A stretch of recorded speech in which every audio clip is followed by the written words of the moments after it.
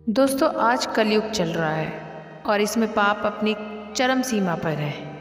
भगवान राम के भक्त हनुमान जी के बारे में कहा जाता है कि वो अमर और आज साक्षात मौजूद हैं। वो हर युग में पृथ्वी पर रहते हैं। वो सतयुग में भी थे, रामायण काल में भी थे और महाभारत काल में भी। ये भी कहा जाता है कि वो कलयुग में भी विराजमान है और उनके जीवित होने के संकेत मिलते हैं।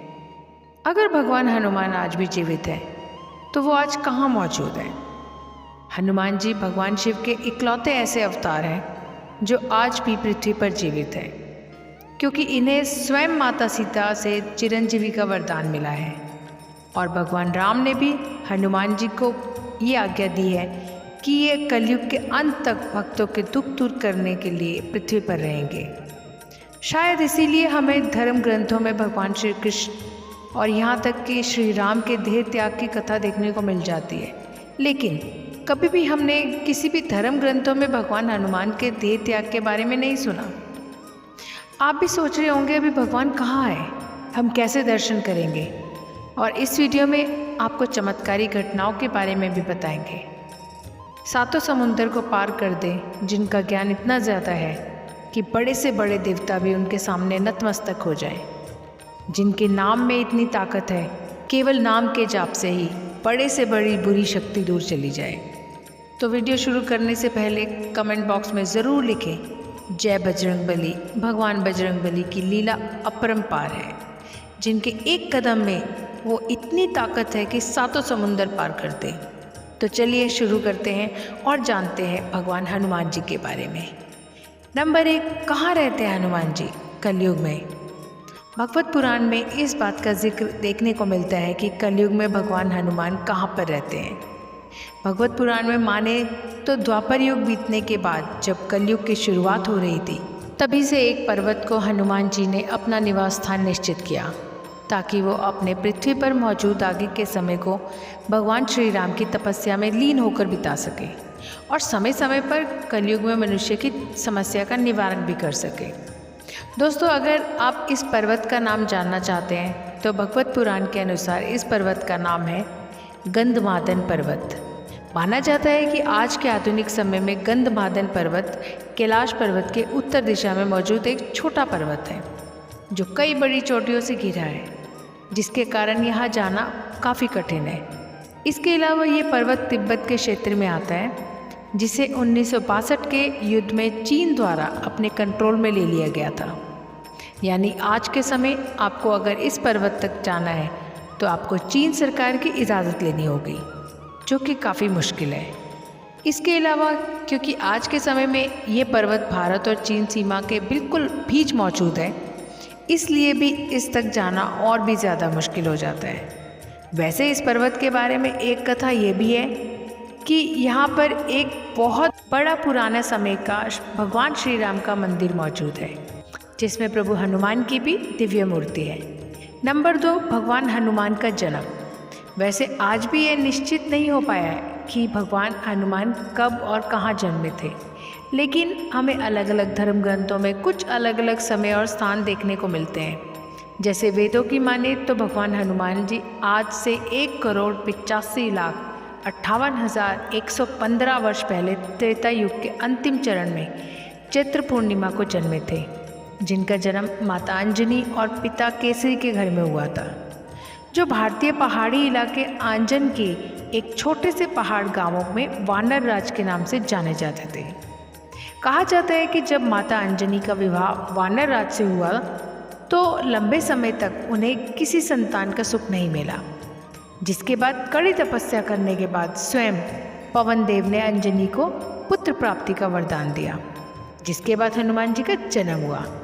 इसलिए कई बार आपने सुना होगा कि भगवान हनुमान को पवन पुत्र भी कहा जाता है, जिन्हें कई देवताओं द्वारा बल, बुद्धि, युक्ति, ज्ञान जैसे अवतार मिले और भगवान हनुमान को ज्ञान खुद सूर्य देव ने दिया। कहा जाता है कि भगवान हनुमान ने मात्र 7 दिनों में सूर्यदेव से संपूर्ण ब्रह्म ज्ञान प्राप्त कर लिया था। इसके अलावा भगवान हनुमान के जन्म से जुड़ी एक कथा ये भी है कि हनुमान जी का जन्म भगवान श्री राम के जन्म से पहले ही हो चुका था। और हनुमान जी का जन्म आज के भारत के कर्नाटक के कोप्पल जिले में अनगी नामक गांव में हुआ था, जिसे आज से हजारों साल पहले रामायण के समय किष्किंधा के नाम से जाना जाता था। जबकि हनुमान जी का जन्म चैत्र मास के शुक्ल पूर्णिमा के दिन। वैसे तो धार्मिक ग्रंथों के अनुसार हनुमान जी वानर राज्य के श्री केसरी और माता अंजनी के पुत्र थे। देखकर इसी आशीर्वाद के कारण हनुमान जी को पवन पुत्र के नाम से भी जाना जाता है। इसके अलावा हनुमान जी भगवान शिव के 11वें रुद्र अवतार भी कहे जाते हैं। नंबर 3, वैसे मुझे यकीन है कि आपके मन में ये सवाल आ रहा होगा कि कैलाश पर्वत को छोड़कर भगवान हनुमान ने गंधमादन पर्वत को ही क्यों चुना।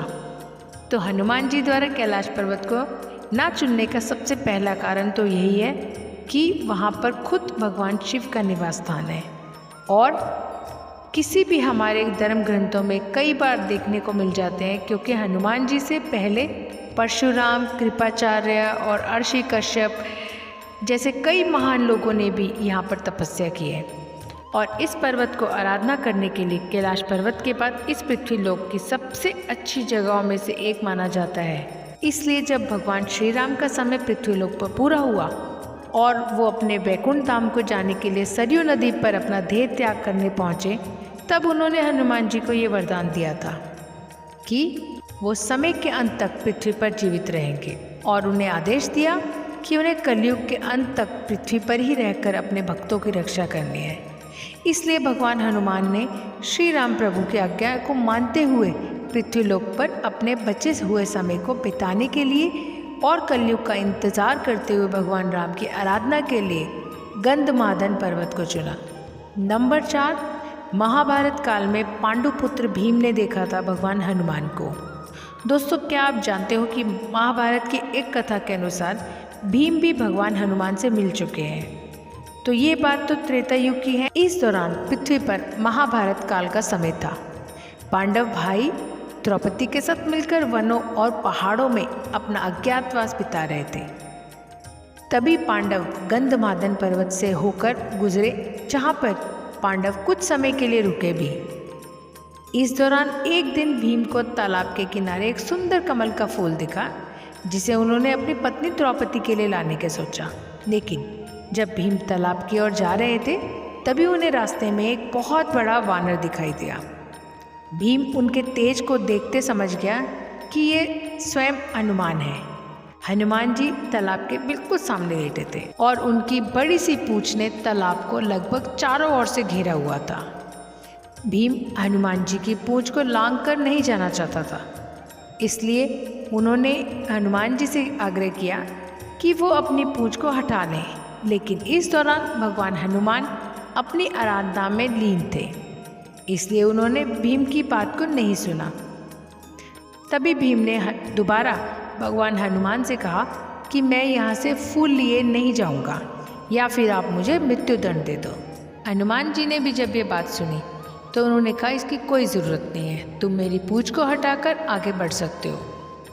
भीम को वैसे भी अपनी शक्तियों पर हमेशा ही काफ़ी भरोसा था, इसलिए हमने सोचा कि उनके लिए भगवान हनुमान की पूंछ को हटाना कोई बड़ी बात नहीं होगी। लेकिन जब भीम ने हनुमान जी की पूंछ को हटाने की कोशिश की, यहाँ तक कि हिलाने की कोशिश की, तो ये लाख कोशिशों के बाद भी नाकामयाब रहे।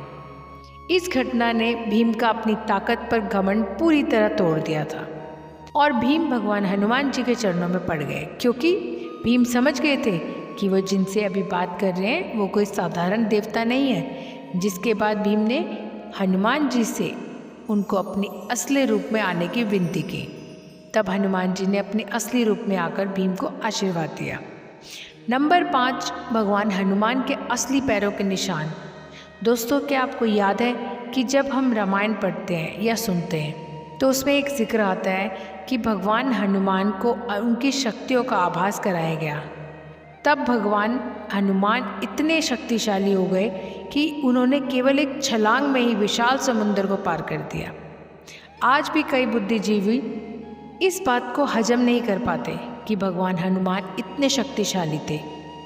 वो इसे एक कहानी की तरह मानते हैं, लेकिन आप जानकर हैरान होंगे कि ये सभी सच है, जिसके हमारे पास कई वैज्ञानिक सबूत भी हैं। जिसमें से एक सबूत यह है, जब रामायण के अनुसार माता सीता की खोज के लिए हनुमान ने समुद्र को लांघते हुए छलांग लगाई तो उनका विशाल पांव सबसे पहले जिस जमीन पर पड़ा, आज भी वहाँ उनके कई मीटर बड़े पैर के निशान मौजूद हैं, जो जगह आज आंध्र प्रदेश के अनंतपुर जिले में है, जहाँ जाकर आप भी हनुमान जी के पावन पैरों के निशान के दर्शन कर सकते हैं। नंबर 6, श्रीलंका में हर 41 साल बाद दर्शन देते हैं हनुमान जी। कहा जाता है कि जब रामायण काल का अंत हुआ और प्रभु श्री राम अपना देह त्याग करके वैकुंठ धाम गए, तब काफ़ी समय तक हनुमान श्रीलंका के जंगल में चले गए थे और वहाँ मतंग जनजाति के लोगों के साथ मिलकर प्रभु श्री राम की आराधना किया करते थे।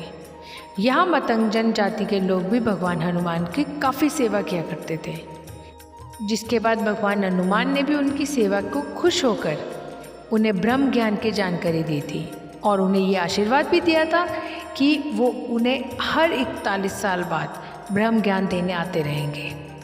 कहा जाता है कि पिछली बार भगवान श्रीलंका की इस जनजाति को ब्रह्म ज्ञान देने के लिए 2014 में आए थे और अब अगली बार 2055 में आएंगे। नंबर 7, क्या चीन में पूजा करते हैं भगवान हनुमान की?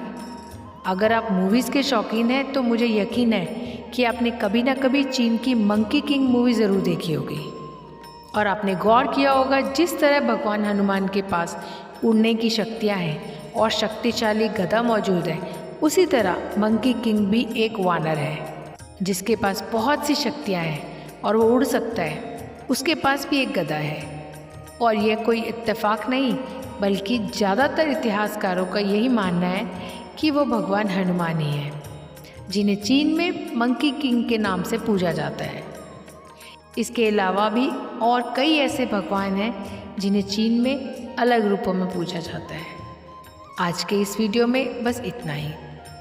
पूरी वीडियो देखने के लिए दिल से धन्यवाद और वीडियो अच्छी लगी हो तो वीडियो को लाइक करें, शेयर करें और अगर हमारे चैनल पर पहली बार वीडियो देखी है तो सब्सक्राइब भी कर लें ताकि हमारे नए वीडियो के नोटिफिकेशन आपको मिलते रहें।